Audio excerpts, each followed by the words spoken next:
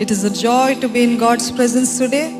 దేవుడు ఇచ్చిన అవకాశము ప్రతిసారి చెప్తూ ఉంటాము, ప్రతిరోజు దేవుడిచ్చిన వరమే. మరి ముఖ్యంగా ఆయన సన్నిధిలో ఆయనను ఆరాధించే కంటే గొప్ప భాగ్యం మరొకటి లేదు. ఈరోజు సజీవ లెక్కలు ఉంచిన దేవుడు. If you have a pulse, you have a purpose అన్నారు. If you have a pulse, you can praise God. Can you? Is there anybody with pulse here? Can you give the best praise to Jesus? హల్లెలూయా!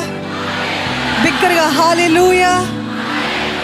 హల్లెలూయా! ఈరోజు మన జీవితాల్లో కూడా కొన్నిసార్లు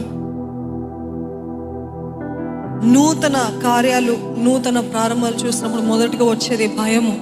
ఎలాగ చేస్తాము? మన జీవితాలు అప్పులతో ఉన్నప్పుడు ఎలాగ చేస్తాను?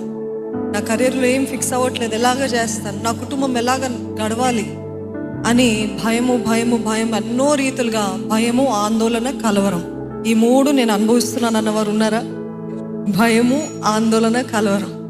మనకు అర్థం కానప్పుడు, ఏం చేయాలో తోచినప్పుడు, మన దగ్గర రిసోర్సెస్ లేనప్పుడు కలిగేది కలవరము, భయము, ఆందోళన.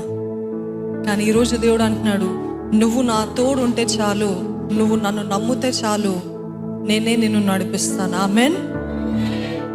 పచ్చిక గల చోట్ల ఆయన నన్ను నడిపించే దేవుడు. నమ్మిన వారు ఉంటే హల్లెలూయా అంటారండి.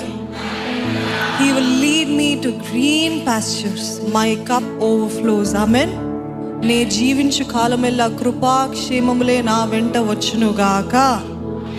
ఈరోజు ఎటువంటి భయముతో, ఎటువంటి కలవరముతో, ఎటువంటి ఆందోళనతో వచ్చినప్పటికీ God is never late, God is never early, God is right on time. Amen.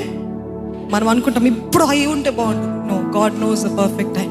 కాబట్టి మనము చెప్పుకుందాం, దేవా నేను భయపడకుండాన్నట్లు నన్ను బలపరచు, నన్ను ధైర్యపరచు అంటూ మనమందరము